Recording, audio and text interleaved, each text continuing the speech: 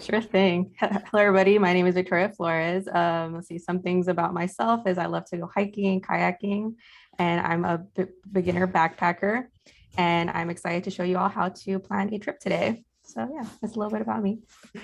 And so how about that? Victoria is a beginner backpacker, but yet she's going to be leading this a section of this workshop.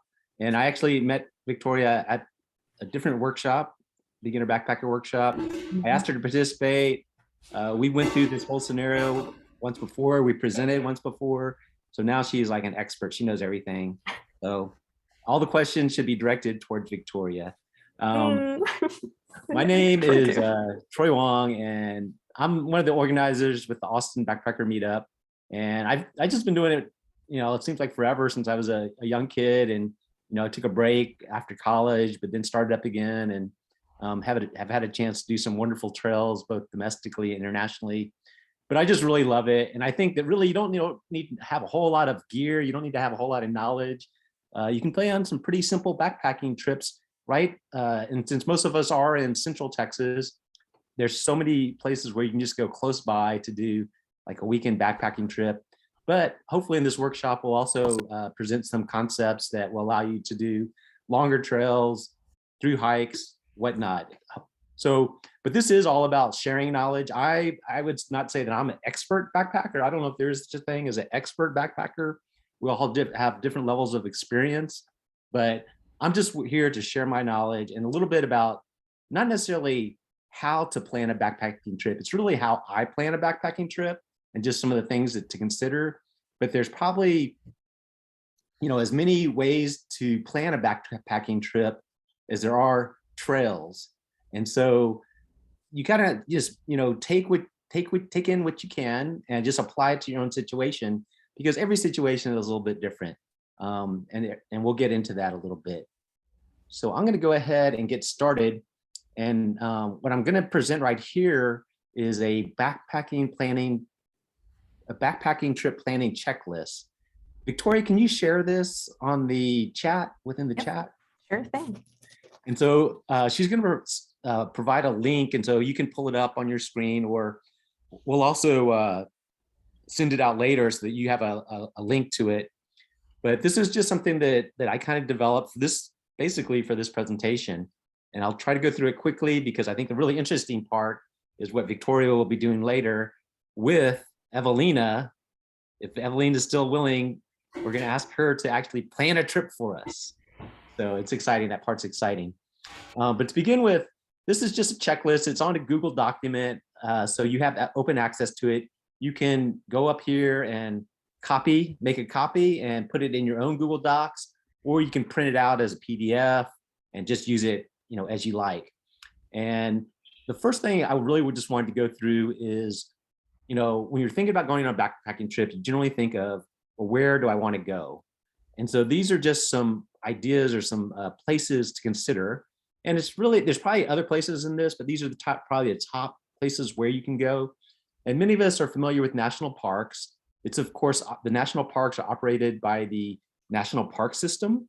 And some examples are Big Bend and Yosemite. I think everybody has heard of those. And so that's just one of the places you can go. You may have also heard of state parks. And so in Texas, these are operated by Texas Parks and Wildlife. Let me go up here. There's some websites. Let me go at this checklist. All these links are live. So if you download this for yourself as a document or as a PDF, you click on this link and it'll open up the website. So the first one is just the National Park website. And I think probably everyone maybe has accessed this website at some point. It's pretty simple. You just try to find a park here, and then you can make some plans. The next one is state parks operated by Texas Parks and Wildlife. Probably even more convenient for us in Texas because they're spread out throughout the state. The national parks, we really only have a few of them, Big Bend and Guadalupe Mountains. There's a Padre Island, but they're kind of on the outskirts or far west Texas, so they're not as convenient.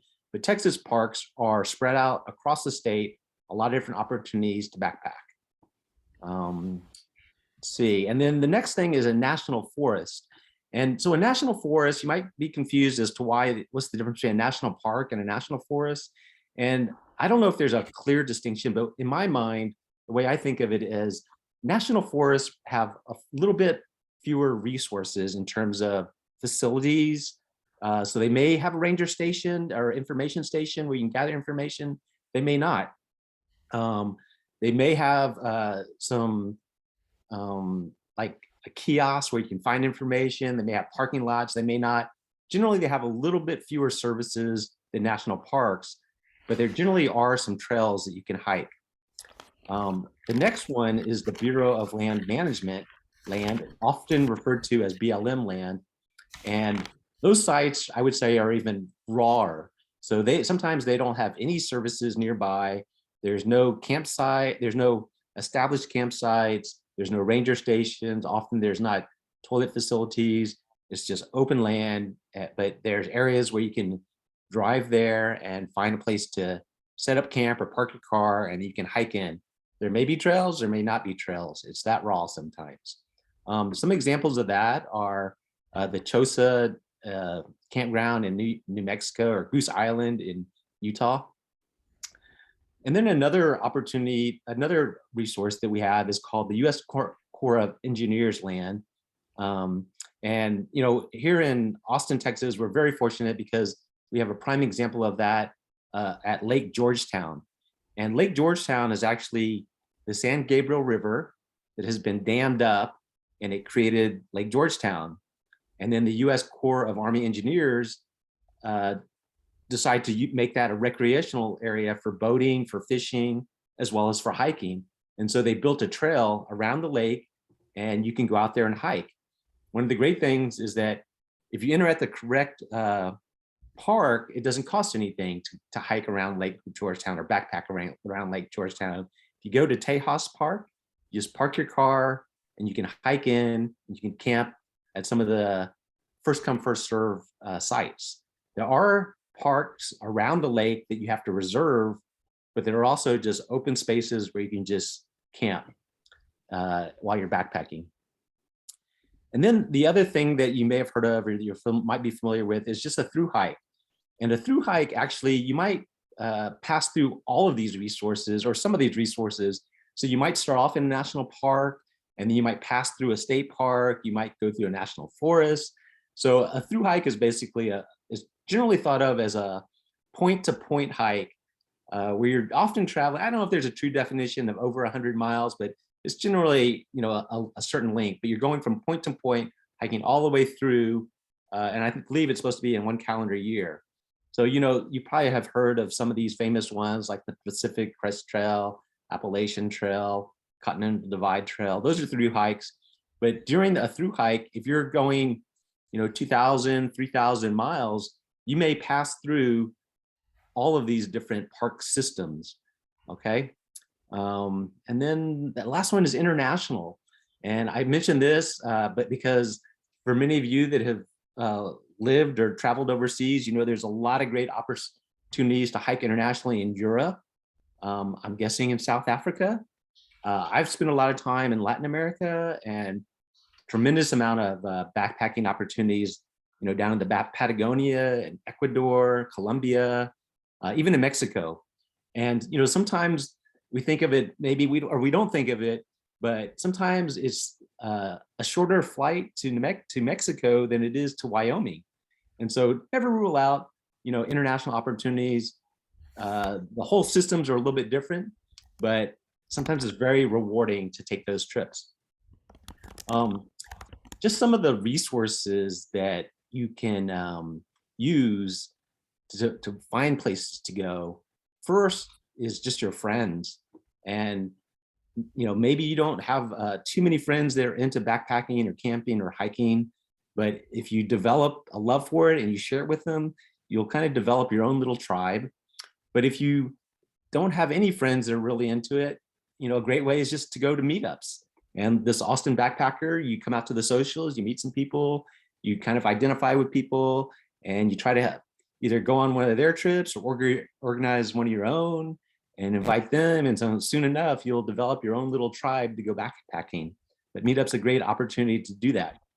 The other one is just Facebook groups. And I'm going to go up here real quick.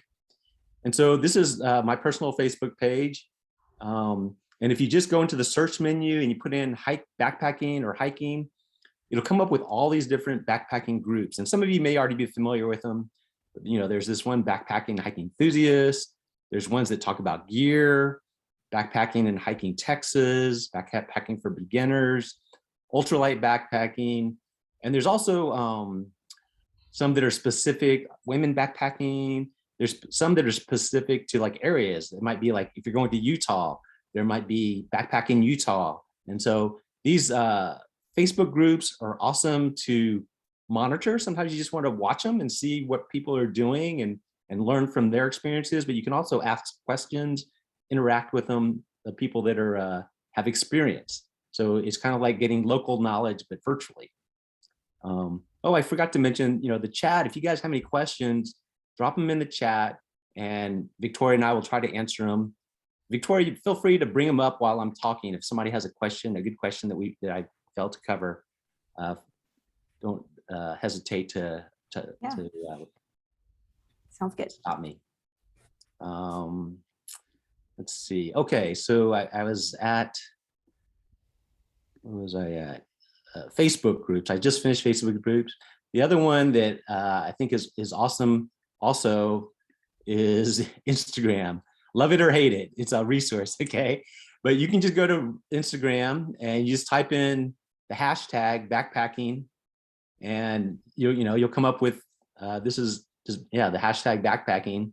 And people post sometimes photos of their trips. And so if you see something you like, oh wow, this snow-covered mountain looks pretty cool, I want to check this out. And you can find out it's Island Peak. I'm not exactly sure where that is. Let's see where else there is. Oh, this one looks interesting. This is probably Kumbh. So this is, I believe, in Nepal. Wow. The Kumbh region. But anyway. That's Bhutan, Troy. Where is it? Bhutan. Oh, Bhutan. Okay, awesome. Bhutan, thanks. But yeah, but sometimes you can just, if you want inspiration, you can just go to Instagram, type in the hashtag backpacking, and it'll just come up with a lot of kind of neat images. And then sometimes you can click through and find out where this location is. Sometimes it's just some Instagrammer that's trying to get clicks or views, but you know how that goes. But anyway, it's a resource to just get inspiration mainly. Another one is this website, backpacker.com. And that is the website for Backpacker Magazine. And they have this section within their website. It's called Backpacker Trips. And you can look for adventure travel, long trails, which are like Pacific Crest Trail, Appalachian Trail, so forth. You can search by national park or by state. And so I'm just going to click on this one for the state, and it lists all, the states in the United States, of course. And then I'm just going to go down here to Texas, since most of us are in Texas. And yeah, so it pulls up a number of, these are usually articles that are written by experienced backpackers about places to go. So here it's taught, there's an article about Enchanted Rock. This one's about Colorado Bend State Park. This one is the Lighthouse Rock. That's Palo Duro Canyon up in the Panhandle. Big Thicket. Anyway, you get the idea. But these are write-ups that people talk, and they basically share their insights about trails within Texas or within any of the different states. Let's see. But the other one that is also kind of interesting, if you are a person that likes to visit national parks, you click on this one to go to national parks, and it's pretty awesome because it has the same thing, articles, write-ups about different hiking or backpacking in different national parks. And sometimes it's perfect, like if you're looking for a 3-day or 5-day itinerary, sometimes it's already provided. But it's a good resource to check out. The link, once again, is in this document. So just click on that and it'll take you straight to that website. Another resource is the trek.co. And this website is basically for long distance thru hikers that are considering the Appalachian Trail, Continental Divide Trail, Pacific Crest Trail, they do have some other long hikes in here. They have write-ups about gear, about all kinds of stuff, gear, inspiration, news, just all kinds of information. But if you're a long hiker, this is a valuable website that you might want to check out. And it just has like a lot of good information about backpacking in general. Let's see, but it mainly focuses on the Pacific Crest Trail, Appalachian Trail, Continental Divide Trail. And then the other resource that we're going to share with you is All Trails. And many of you may already be familiar with All Trails if you're a hiker, but it's a website as well as an app. You can download it onto your phone and you can search for different trails that you want to hike. We're going to go through this website in more detail and we'll use it as a planning tool. But just wanted to reference All Trails. There's other ones like Gaia GPS, which is very good, very detailed. And then even just Google Maps. I often use Google Maps to get a satellite view of something or plan transportation. Sometimes it's easier to do it on Google Maps. Let's see. So the next thing that I kind of wanted to discuss is, do you want to go solo or do you want to go as a group? And there's kind of benefits to both of those. When you go solo, you have a lot of autonomy. You can explore your personal interests. Sometimes it's easier, sometimes it's not, depending on your own experience. But you can operate off your own schedule. You just go when you have time. You don't have to ask anybody to work around their schedule. Sometimes the cost is more expensive. Sometimes it's less expensive. I'll get into that a little bit. But I always find that going solo is very rewarding. And I think that's one of the main benefits of it. Now, going in a group, of course, there's a certain amount of reliance. So not only do you have to rely on yourself, but you have to rely on others often. But the good thing about that is that you often uncover new interest. And so when I hiked with people, like I did a hike in the Grand Canyon with Maya, and Maya is really into kind of the history of the Grand Canyon. And so she had a book that she had read and she was listening to a podcast and she was sharing insights from that, which added a whole new experience to my backpacking trip when we were hiking through the Grand Canyon. So it's sometimes, photography or flora, fauna, but sometimes you'll learn other people's interest and it might become something that you're really interested in as well. Now, one of the more difficult things about a group, going backpacking with a group is, of course, the coordination that has to be done. You have to, work off a consensus schedule, transportation sometimes. There's a whole lot of coordination that go on, but we'll also highlight some resources to help facilitate that. Now, in terms of cost, depending on, how you backpack, sometimes going in a group can be less expensive because you might be able to get in on somebody's park pass. If they have a park pass, you can just free ride if you're carpooling with them. Sometimes transportation cost is less. Sometimes if you have to stage before your hike, if you have to reserve a hotel or a Airbnb, sometimes you can share that cost. So your housing costs can be less. So those are some things that where the cost can be less as you do it with a group. But sometimes it can be more because there's some backpackers that kind of like to live large. And so if somebody wants to stay at a nice hotel and you're all in, all going together, sometimes you have to do that. Or if they want to, have a nice meal at the beginning, nice meal at the end, they're drinking, blah, blah, blah. Sometimes it can get expensive. And for those people that do long hikes, they realize that sometimes your expenses are very much reliant on your trail family. They call it trail family, but who you hang around with. If those people like to go into a town and eat a lot or go into a town and drink a lot, it adds to your cost just by association almost. But, I think one of the big advantages of going in a group is it is just fun. And so always take that in consideration. Some of the resources for when you're planning solo or as a group, of course, Google Docs. I use it all the time. We're using one right now, but it's just a great way to share trip information and details. You just create a document And I always like to research a lot of it by myself, but you put links in it to like the websites the websites, maps, transportation, all that. You can put all that information there. Some people like to use Google Sheets because you can share that information. Some people are very fluent at that. Maya, when she goes on a long hike, she is very used to using like Google Sheets, and she'll plot out her route and the distances, day distances, the water distances, all that in a spreadsheet. And sometimes it's just easier to do that.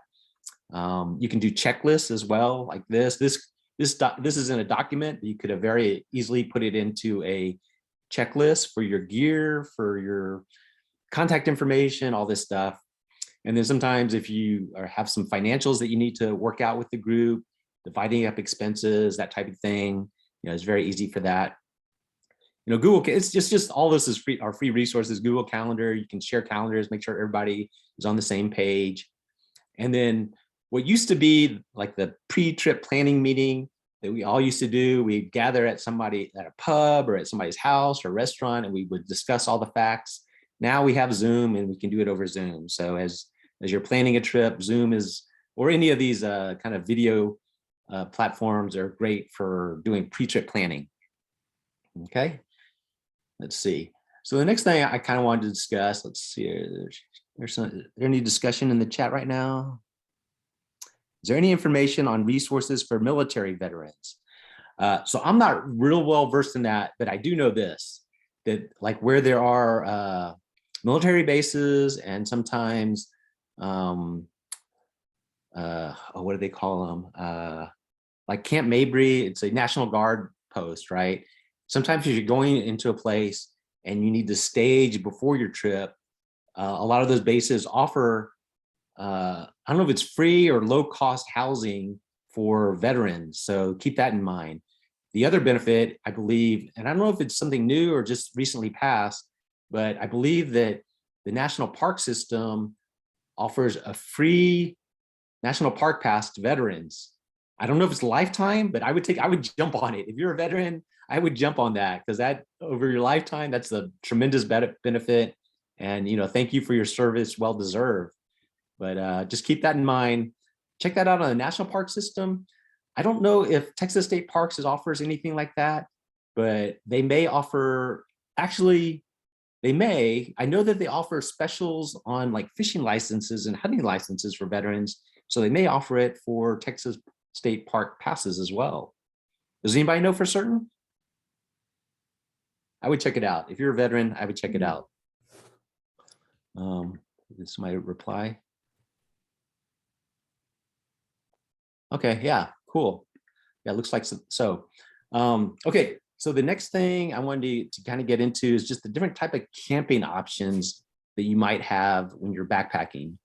And the most obvious is the established campground. So I think almost everybody said they had done some type of camping, but this is basically what often is referred to as car camping, where you make a reservation at a state or national park.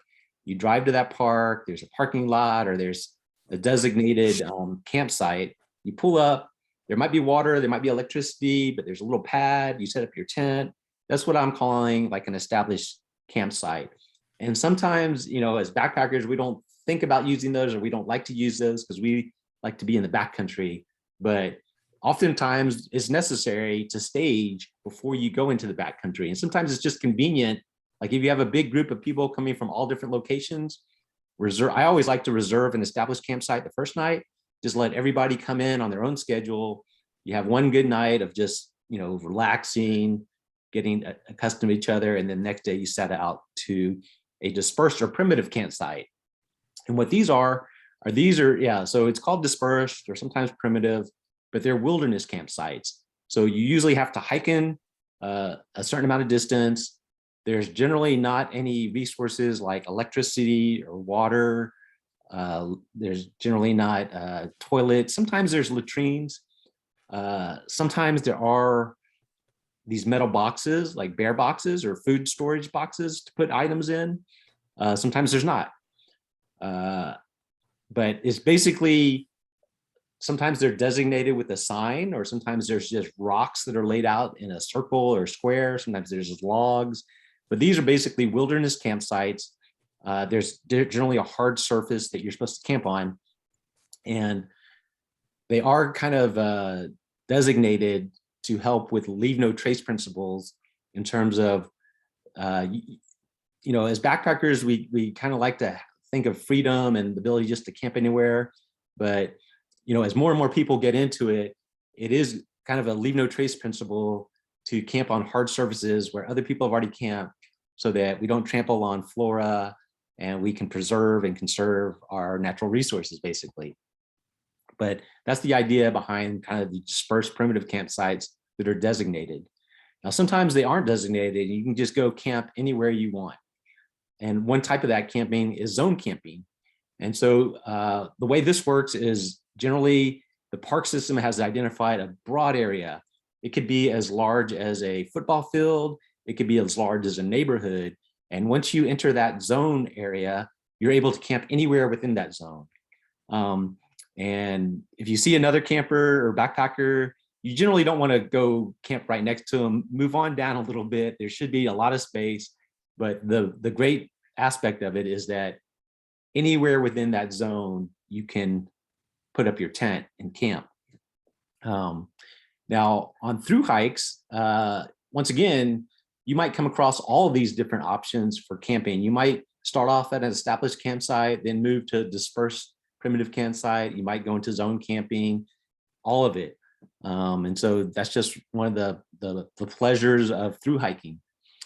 The other option about camping that you need to be aware of is what they call the backcountry permit. And so it's kind of it varies by national park system, state park system, but generally if you're doing wilderness backpacking, you almost always have to get some type of backpacking permit in the national parks and state parks. In the national forest, BLM land, generally you don't need to. You don't need to reserve it at all. But at national parks, state parks, sometimes you can make a reservation and you can do it in advance. And sometimes it's just first come, first serve. And so you need to show up at the ranger station or backcountry office is sometimes what it's called. And then you present your plan and say, I'd like to, hike this route, and sometimes you'll be required to book certain campsites, but it's all done on a first come, first serve basis once you arrive. And then the other aspect of backcountry permit is something called the lottery. And so for some very popular trails, such as the John Muir Trail, what's the other one? I don't know if the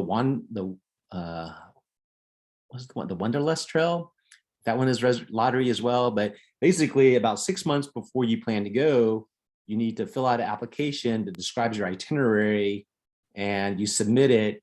And there's thousands of other people that want to hike that hike. And if you get drawn, you win the lottery. So they'll issue you a permit. You need to print it out, carry that permit with you, and carry it throughout your hike. It's not too common in Texas, but in California, in the Northwest, it is somewhat of a popular way of, it's really about managing the resources so that there's not, 1,000 people all leaving on the same day, hiking the same route. It spaces people out so that your wilderness experience is awesome. That's the purpose of it, okay? And as I was saying before, sometimes these options you can reserve them. Sometimes it's required that you make a reservation. Sometimes it's first come, first serve. And sometimes it's reserve upon arrival. So at Guadalupe Mountains National Park, it used to be all reserve upon arrival. So if you wanted to go backpacking, you'd have to drive out to the park, try to get there early in the morning, and you'd say, I'd like to go get a wilderness permit. And then they would say, okay, these sites are open, and then you can make your plans. They have now started opening up reservations so you can reserve camps. I think some of the front country campsites, but the wilderness campsites, I believe, are still first come, first serve. Big Bend National Park, I think they've moved almost exclusively to a reservation system. So it's always different. Kind of just need to research it based on the park system's website. But some considerations that you need to make when you're looking at your camping options are things like, are there parking spaces by the trail that you can park your car and leave your car? At most established parks, parking lots, there are, but on some trails, you just pull off on the road and you leave your car there, and you just hope that it'll be there when you return. But sometimes there are also reservations for parking spaces. For example, like the John Muir Trail, if you're hiking that one, some of the cities at the each terminus, they have places where you can park your car, but you do have to make a reservation in advance. So as soon as you get your backcountry permit, then you would decide, okay, I'm going to go there the day before, park my car, and you have to pay. It's usually a very reasonable fee to leave your car there, but it's safe. And part of it is, also finding out if there's fees for parking. Let's see, campsite locations. Okay, and then in terms of camping options, what you're basically trying to do when you look at camping options is look at the potential campsite locations. You should obtain a map, whether a physical map, paper map, or a digital map, and you want to map those campsites, those potential campsites out, and that will help you determine, how far you might need to hike each day, the trail distances that you might need to hike.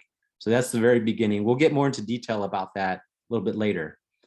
I'm running really behind, but hang in there, folks. Let's see, fire safety course required. For some parks now, especially in California and somewhat in the Northwest, they require you to take a little online course in order for you to start your hike to get a permit. It's just like a little 5 or 10 minute video you have to watch, answer a few questions. Once you pass it, you get a permit. You have to print out that permit, carry it with you when you're going backpacking in those locations. We kind of already went through these resources for camping locations. So it's the same thing. The National Park System, the Texas State Parks website. And generally, if you go to the National Park System website, it'll take you to, it'll be linked to recreation.gov, which is the reservation system. You can go straight to the recreation.gov if you'd like to. And then Texas State Parks, their reservation system is run by reserveamerica.org. These are all live links. Sometimes when you're going to these national parks or state parks, you're not able to find a front country campsite on the first night. So you might need to find a private campground. And this is just one resource called the dirt.com. It has basically it's like a Yelp for camping. And so it has reviews of campsites all over. But sometimes if you cannot get a reservation within a national park or state park, you might consider making a reservation at one of the private campgrounds just on the outside of the park to allow you easy access. HipCamp is kind of the same thing. It's a search engine for private campgrounds. And this one's a little bit less known, but it's called iOverlander.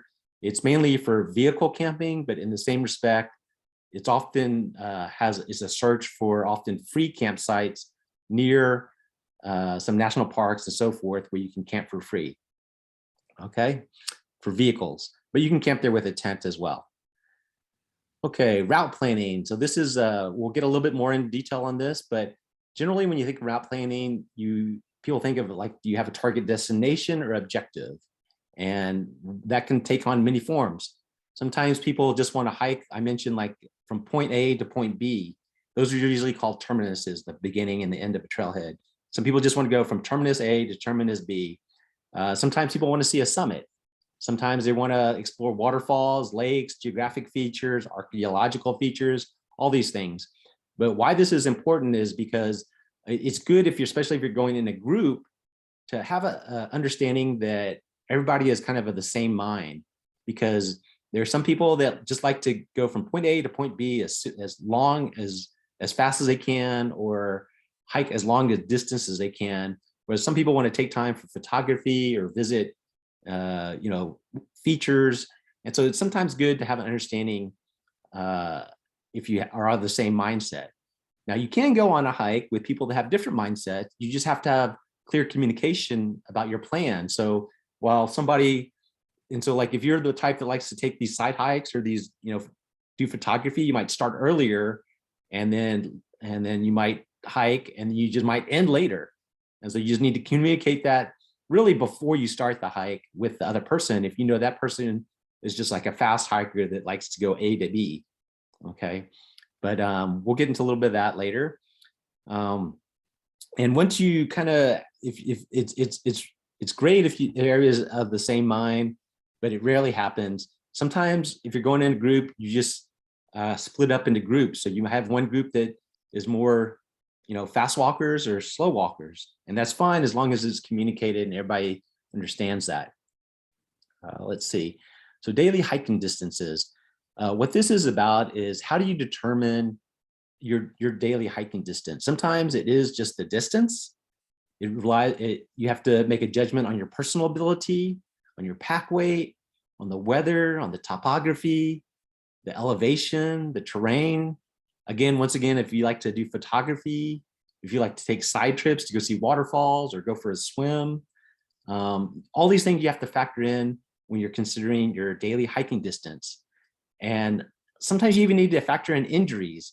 Like if you have a pre-existing injury or somebody in your group has a pre-existing injury, you want to understand that ahead of time, hopefully, in case that injury flares up or in case of somebody gets an injury. I think it's always good to put in a little cushion in the event that an injury happens or for people that might have pre-existing injuries, okay? And then I always like to actually consider getting lost because I like to plan out about 80% of my backpacking trip, but leave about 20% for just adventure for whatever happens, right? The unknown. And so sometimes getting lost can be a lot of fun where you just go into some area that you aren't familiar with. Everything's new. I find that exciting. As your new backpacker, you might not want to get lost, but as you get more experience, it's okay. I'll tell you that it's okay. As long as you get out, it's okay. These are just some kind of averages. If you're a beginner hiker, you can usually handle hiking 3 to 6 miles with your gear. If you're an occasional backpacker, you can generally increase that distance to 7 to 8 miles. And this is also not just you, but the other people you're backpacking with, what their skill level is. And then if you're an experienced backpacker, sometimes you're able to tackle 10 plus miles a day, 20 miles a day. There's a lot of people that can do that. That's what they enjoy, the long distances.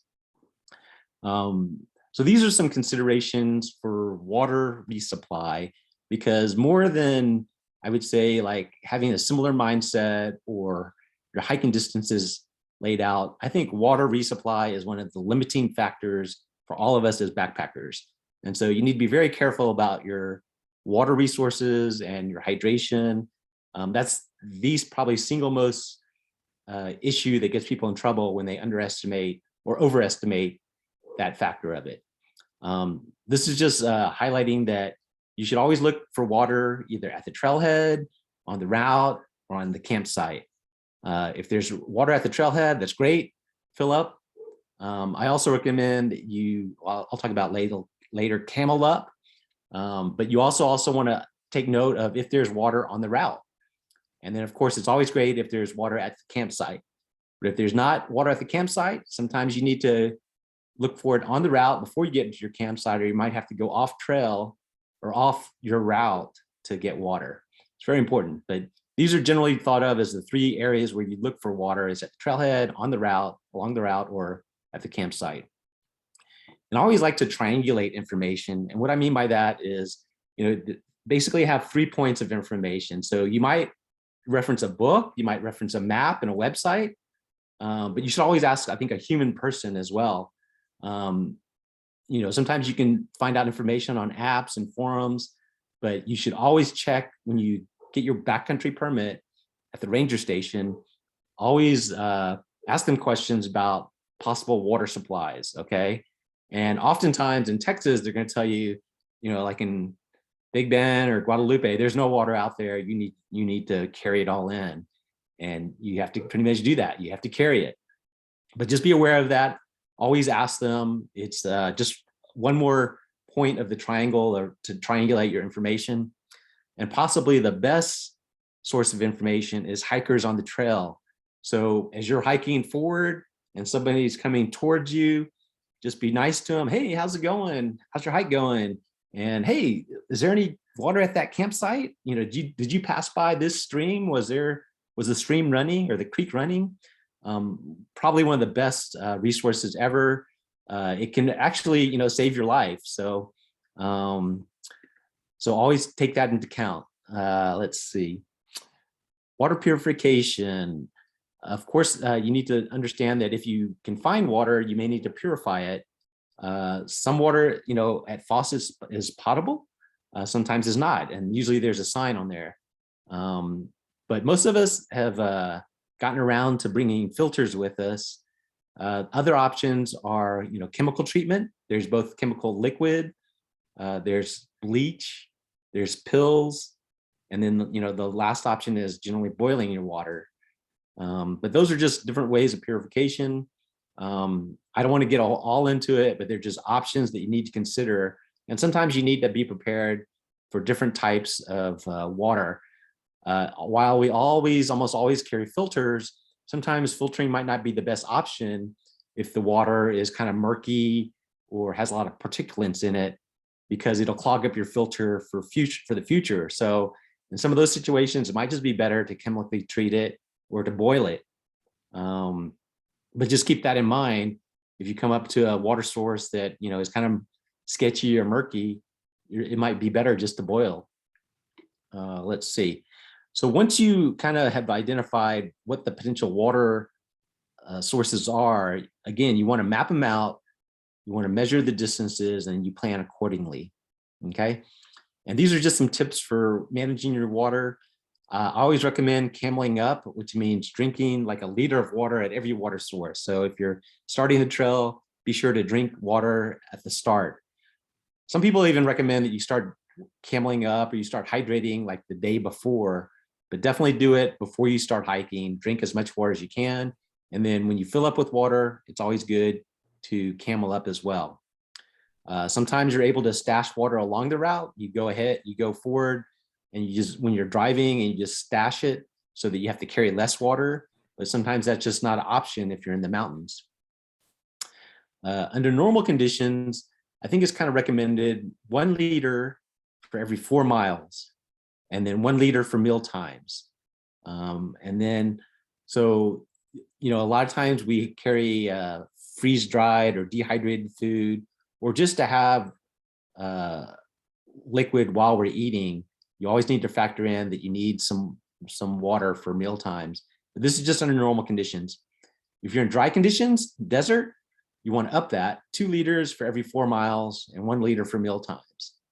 Same with altitude. If you're going up into altitude, you know, anywhere from 6 to 12,000 feet and higher, you probably want to carry at least a minimum of 2 liters for every 4 miles and 1 liter for meal times.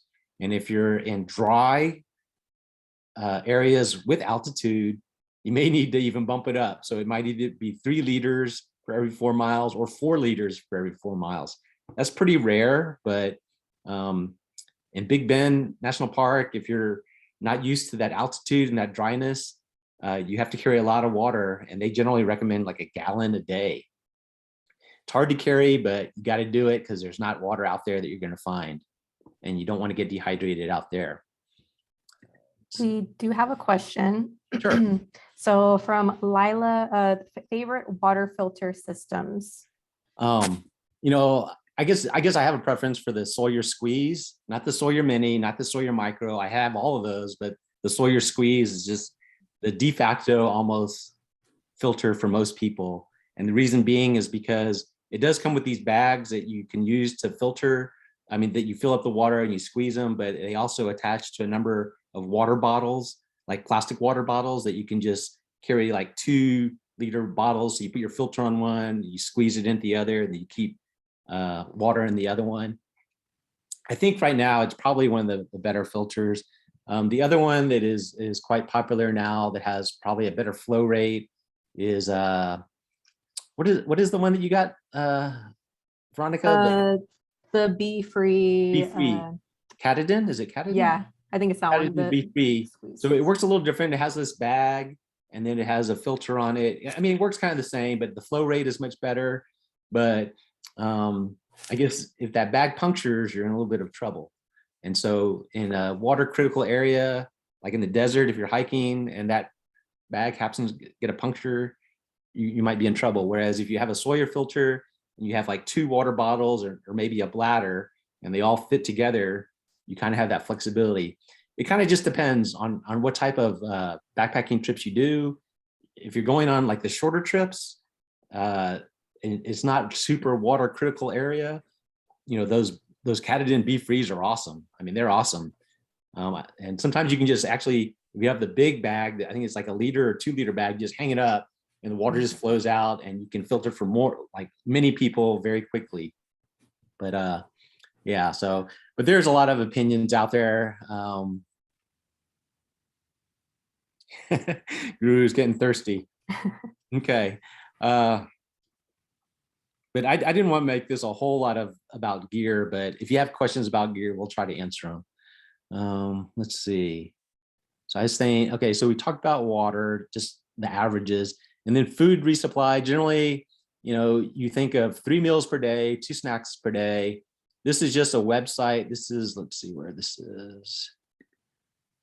This is Green Belly. They actually sell freeze-dried food and dehydrated food, but it's just a lot of different ideas for meals, for backpacking meals. So just check out that link when you have time.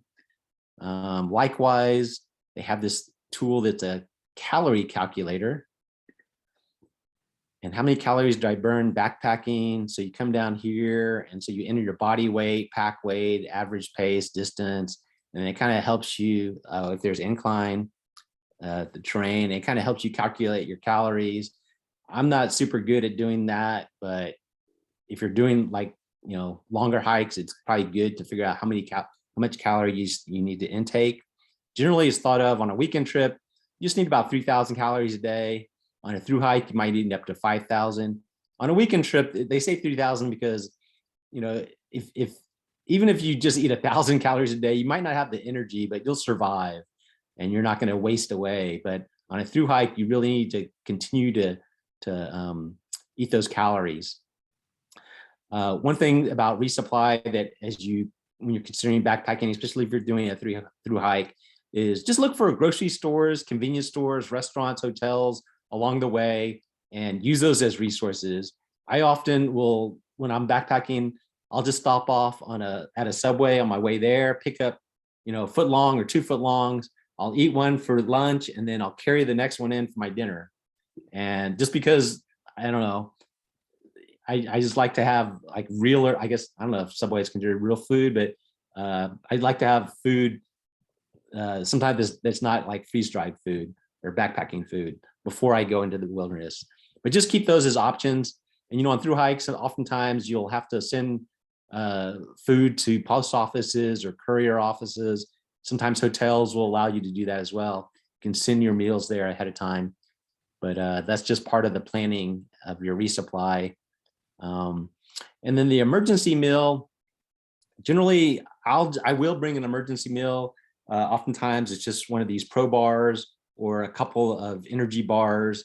If I'm just going on a kind of a light backpacking trip, if I'm going on into an area like a longer trip, into an area that I'm not familiar with, into an area where there's possibly I could get lost or delayed, I might actually bring like a full day of emergency food. That's just me. Everybody has their own tolerance for that, but it's just something to consider. The other aspect of planning is the route is transportation. And hey, Troy, a quick question on food. Yeah. So do you recommend carrying like apples for, you know, because apples will stay longer. It has got liquid, you know, it has liquid in it already. Yeah. And calories and stuff. What do you think of that? So I don't often carry apples because after you eat an apple, there's a core, but I carry oranges a lot, especially those little like mandarin oranges or tangerine oranges, because once you finish with those, it's just a little skin and you can, you know, compact that down into your waste bag. I will bring avocados often. I love having avocados on the trail, tomatoes, that type of stuff. I'll sometimes, instead of bananas, I'll bring banana chips, but I don't often bring apples just because there's core after, but some people can just eat the core. I don't know. I guess it's not truly like leave no trace if you're eating the core and then you're throwing it into the wilderness or burying it. You could, but it could sprout up a tree. I don't know. I generally take oranges and then banana chips. That's what I like. And then avocados. Okay. Thank you. Yeah. Okay, so transportation, these are some things that you need to consider for your transportation. You need to research how to get to the trailhead, and that's sometimes as simple as Googling it, right? How to get there. But you also need to factor in what type of hike you're doing. Are you doing an out and back? And that's kind of like you start at one point, you hike out, and you hike back to the point where you started. That's a very easy type of route to figure out where to park your car or your transportation. The other is the loop, where you start at one point and then you go kind of like in a circle. It doesn't have to be a perfect circle, but you're just going in a loop. You're returning to the same place. On a through hike, it's kind of more complicated because you're going long distances, so you need to figure out your transportation. There's different options we'll get into a little bit down here. And then there's the flip-flop. If you're on a longer trail, sometimes you might start in the middle, you might hike to one end and then get transportation back to the other end so that you can hike back to your original starting point. There's different type of flip-flops, but the idea is that you have your transportation at one area and you do the flip-flop to arrange it so that you get back to your transportation. But these are just some different options for you. Something else that you need to consider is, are there seasonal openings and closing of roads and services? In the Northwest and out West, when it becomes winter or in the fall, sometimes they just close roads, like in Yosemite, they'll close certain roads and you just cannot access them. So if you're planning a backpacking trip, you need to know that information. Also, sometimes like just like for shuttle buses and things like that, those services are limited in the winter too. So just be aware of the seasonal openings and closings, especially like on the shoulder season. If you're kind of going right on the edge of winter, be aware of that. Kind of talked about staging vehicles a little bit, but staging vehicles is basically where you just have to leave your car. And sometimes you can leave it at the beginning, sometimes you can leave it at the end. I generally like to leave it at the end so that as soon as I finish my hike, I can hop in and go home. But sometimes you're not able to. Sometimes you have to stage it at the beginning. You hike, and then when you get to the end of your hike, you have to find a way to get back to where your vehicle is staged. And then there's also the option of shuttles or car services. And it does cost money, but sometimes it's just awesome because it saves you a lot of time just to pay somebody to shuttle you around. But don't be fooled to believe that you can always Uber or Lyft in some of these near these parks, because sometimes there's just not cellular service to get an Uber or Lyft, right? Even like in Red Rock Canyon, right next to Las Vegas, you're only a couple miles away from Las Vegas, but the cell service doesn't work there. So just be aware that sometimes you have to arrange those car shuttles or service ahead of time. One of the awesome things is the friendly drop off. And that's just if you have a friend that's willing to drop you off, or sometimes you make a friend that's willing to drop you off. That's awesome. And then there's hitchhiking. And hitchhiking, I do it not so much, it's not very popular in Texas, but out West and in the Northwest, around the park systems, it's somewhat common that, you see a backpacker and if they have a little sign out saying like to trail or to town, that's where they're trying to go. They're just trying to get to a trail. So sometimes it's fairly easy to find hitchhiking that way. Always do within your own comfort level, if you feel safe or not. It's probably always better to do it, in twos, but it's an option that you should consider. Okay, let's see some of the resources that I just wanted to point out for, this part of it. Almost every park has these little park trail maps that they give you. They're free, but be wary that sometimes they don't have the detail that you need to hike as a backpacker. They don't have the water sources identified. They don't have topographical features that you need to understand to determine if you're going up inclines or not. So park maps are not, the free park maps are not always the best. Look at other options like National Geographic maps, Google Maps. We'll get into All Trails, Gaia GPS. CalTopo and MyTopo are very detailed topographical maps. They're free resources, a little more difficult to use, but those are good options if you're doing like a lot of off-trail hiking, backpacking. And then one of the most popular apps used by thru-hikers are Far Out Guides, formerly known as Gut Hooks. And these apps have a tremendous amount of information about the route, as well as things to see, as well as water supplies, food resupply areas. And it's live as well, because people will update information and say, hey, this spring is out of water, or yes, there's plenty of water at this such and such spring.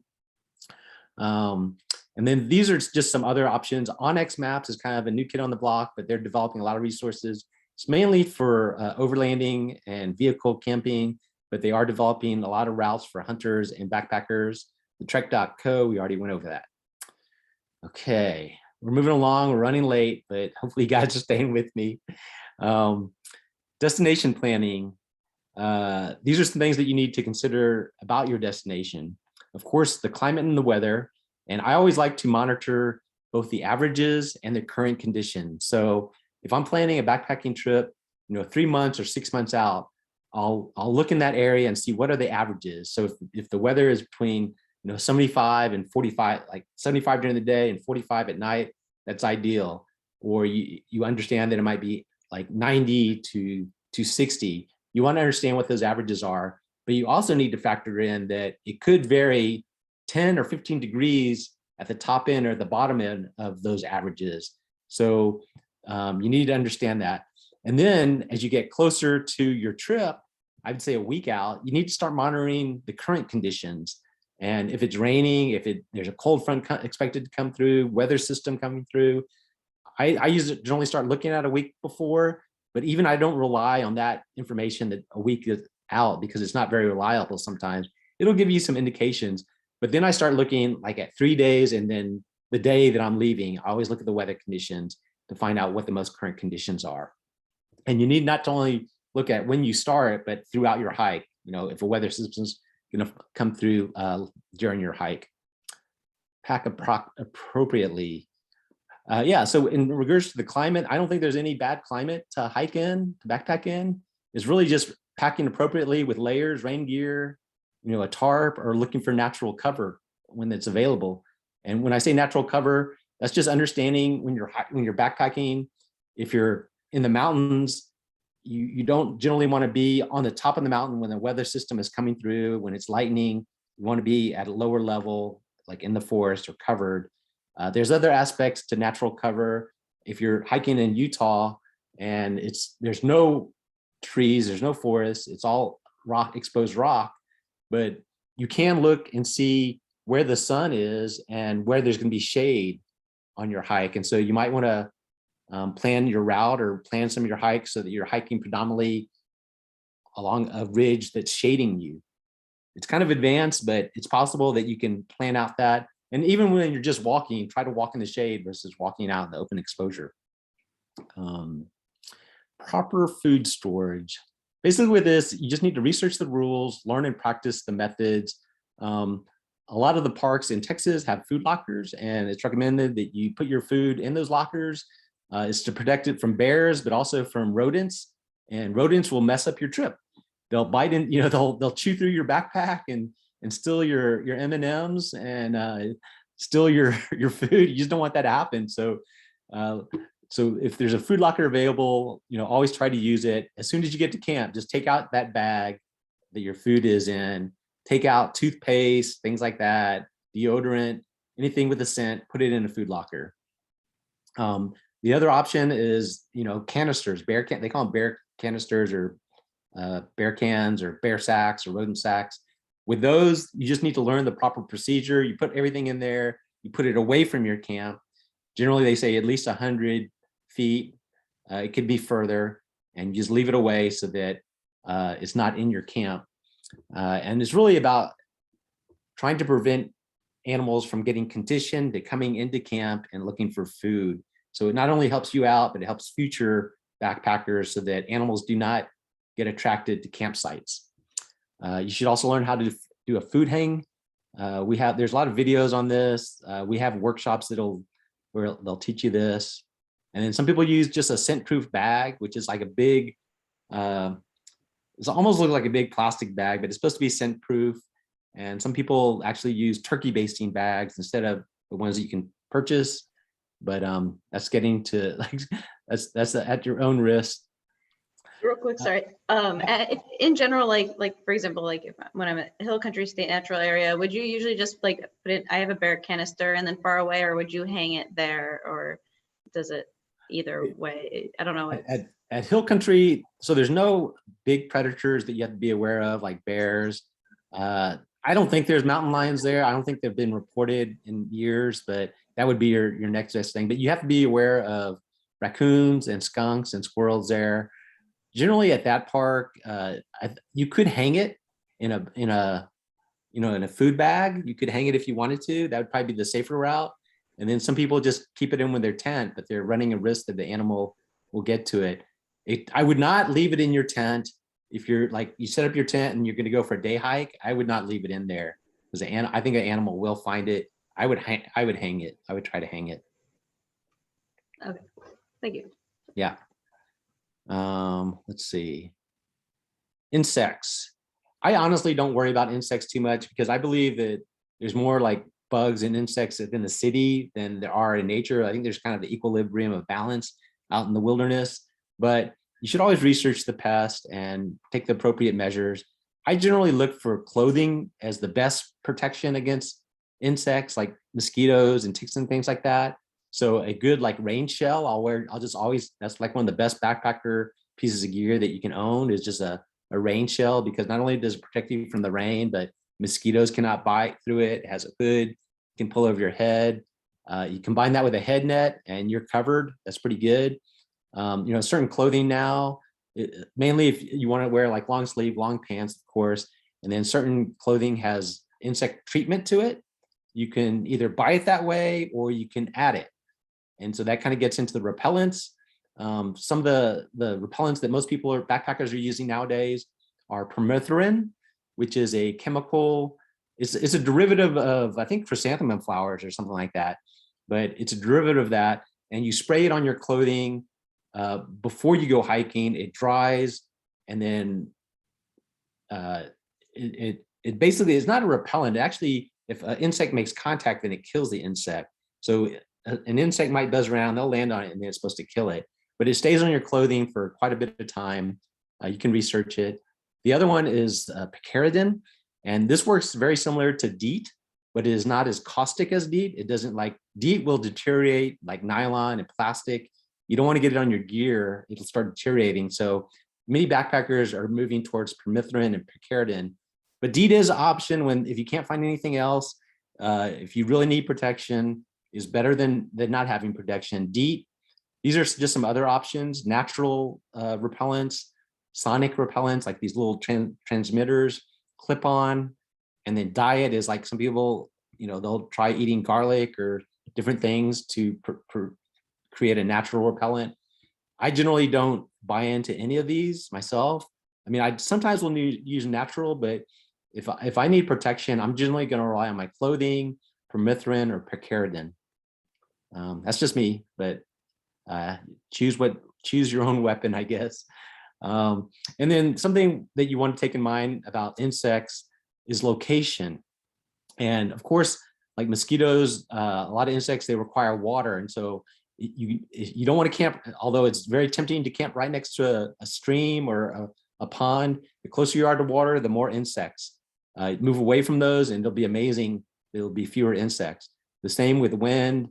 If you're in a windier area, they're not going to be able to congregate the insects. So choose that wisely. And at elevation, generally, I would say above 8,000 feet, I think there's fewer, of these insects that you might have to worry about. So as you go up in elevation, you may not even need any type of repellent at all. And then temperature, I'd say once it gets below like 50, maybe 40 degrees, then I rarely have issues with insects. So as you're planning out your trip, just take these into consideration if you're even going to need like repellent, because if you don't have to carry it, it's better not to carry it. Wildlife, I'm not going to get into wildlife. This is just a website from the National Park System, Wildlife. Just read it on your own, understand the the tendencies of animals, and then take the precautions. I generally don't worry about any wildlife, whether it's bears or cougars or anything like that. Just understand their natural habits and then understand what to do when you come across something like that. It's pretty unlikely, even maybe even rattlesnakes. I mean, that's something you have to deal with in Texas, but you just need to be aware.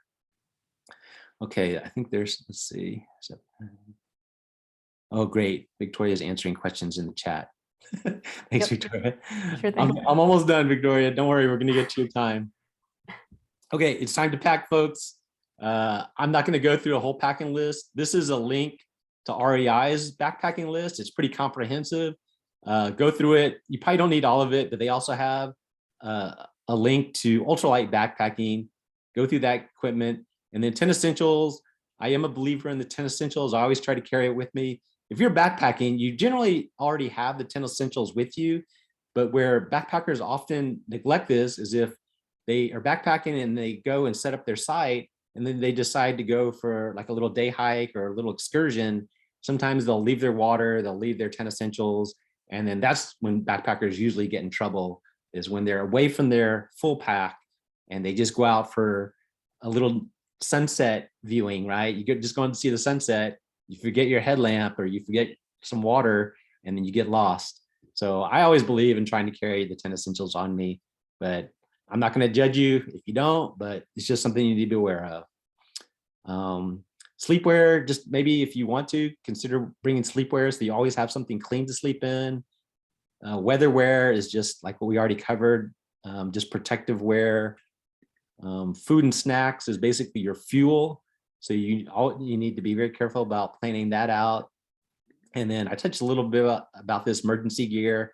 I always bring a little medical kit. That's up to you. Some backpackers go very light on that. I like to carry a medical kit.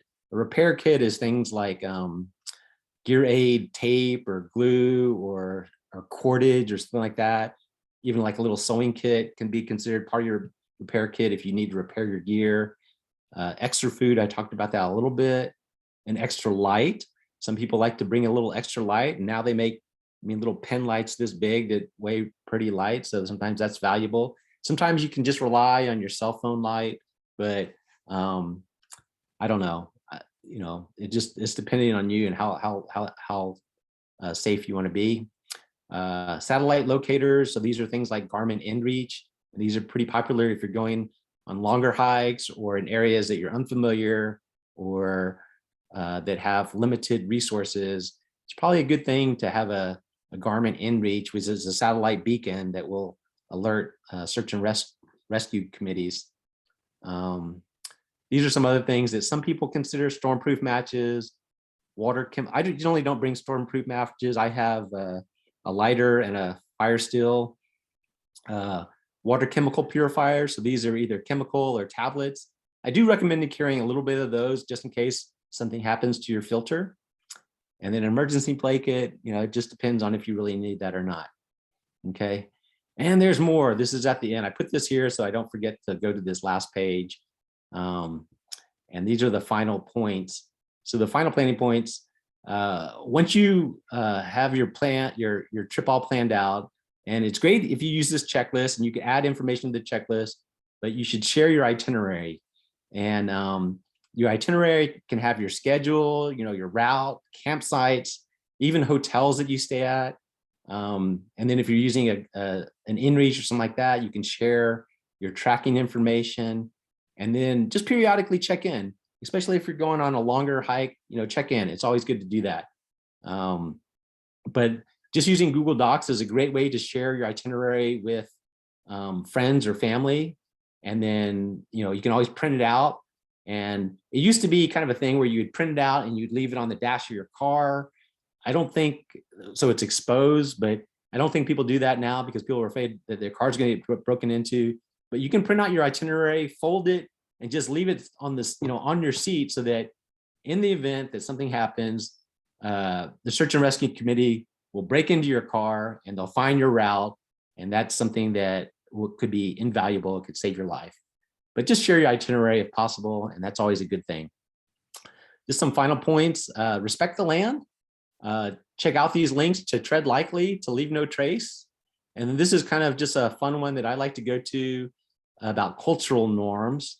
And you can click on it and review it, but it's a website that basically talks about, how we need to be respectful of both historical land sites as well as cultural land sites. And, even within the hiking community, people call themselves hiker trash. There's kind of a culture with that. So you can check out this website about the values of hiker trash and determine if you want to consider yourself hiker trash and if you want to conform to those cultural norms. But I just, in general, I think it's kind of good to be aware of these things and respect them where you can. The last little part that I just wanted to share with you is international. And I've been pretty fortunate to do some international backpacking, and it's just awesome. I love it. I think I may have even done more backpacking internationally than I have domestically, but I just love it. But some of the things you need to consider, research the baggage requirements. But that's like the size and everything like that. And generally, I like to carry on my backpack, but that's the option if you want to check it in. But when you're doing an international trip, you should always consider first whether you should pack it, buy it, or rent it. Pack it is, we're all attached to our gear, and we'd love to take all of our gear with you, but sometimes it's just much easier to buy it locally or even rent it, like renting a backpack, a tent, a sleeping bag. Sometimes that's very possible. And it's just so much easier to travel that way. Sometimes, and there's some items that you can just buy that are inexpensive, like, like trekking poles now are almost universal anywhere there's backpacking done. And you can buy pretty inexpensive trekking poles just about anywhere now. There's some items that you have to buy that you cannot pack. I always like to carry on. And I generally backpack with a 44-liter pack. For most airlines, 40 liters is the maximum carry-on size.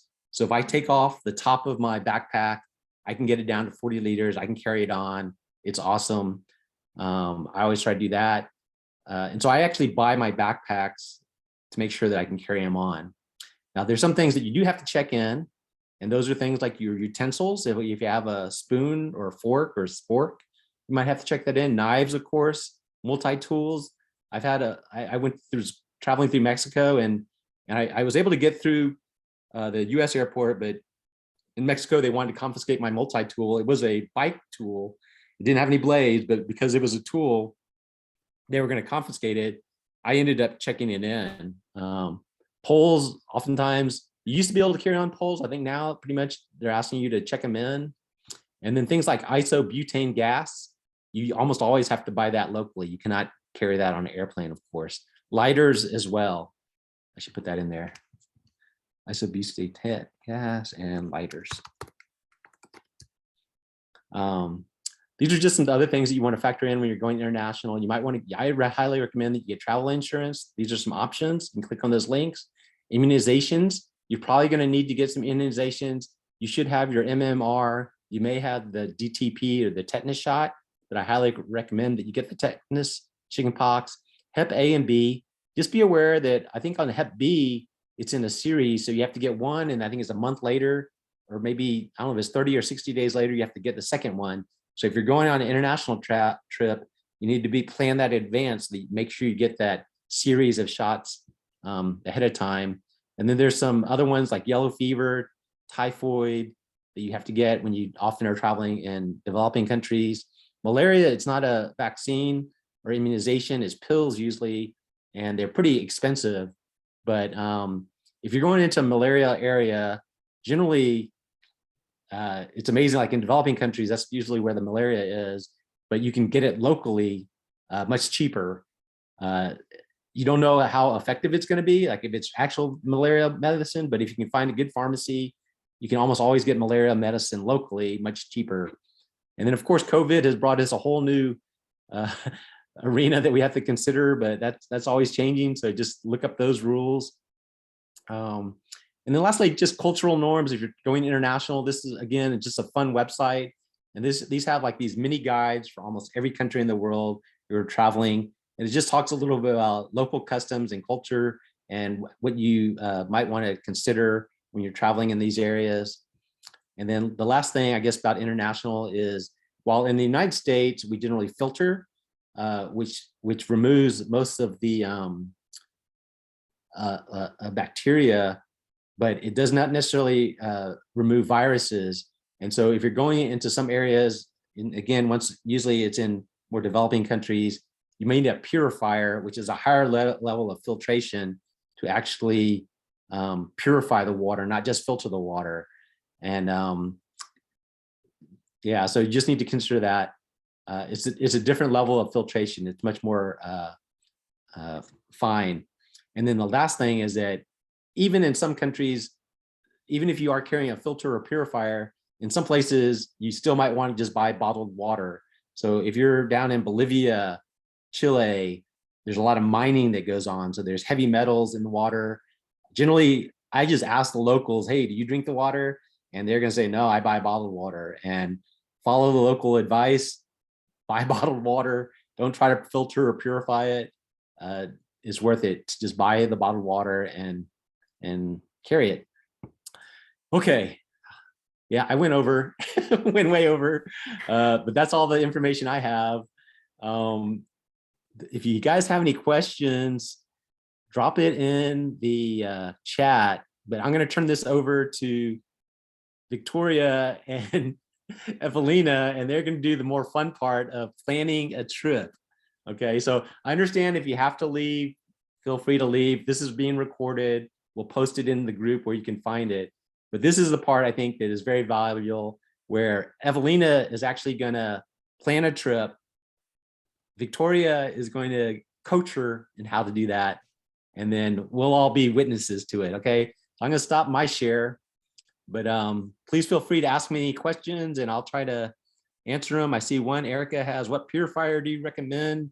I would say I think the newest one is called the Grail. Grail is pretty popular. Even Sawyer has a, I think it's called a level 3. Oh, and Troy, can you share the doc that you have? Because I didn't see that the checklist that I shared, the links aren't working. So if you could share that. Okay. Yeah, I didn't realize